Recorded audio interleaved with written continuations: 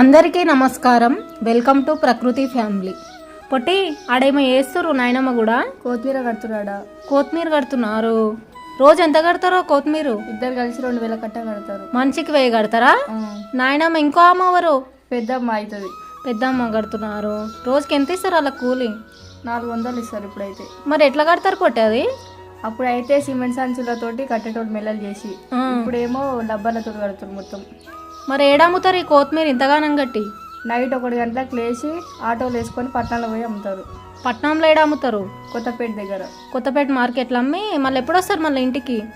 10 గంటలకు వస్తారు ఇంటికి. పొద్దుగాలనా? పొద్దుగాల 10 గంటలకు వస్తారు. మళ్ళీ బాయికాడ పోయి పని చేయాలంటే ఎట్లా? వీళ్ళు పోయి సరిగా రెస్ట్ ఉండదు, నిద్ర పోరు. అయ్యో, ఇంత కష్టం రైతులకు.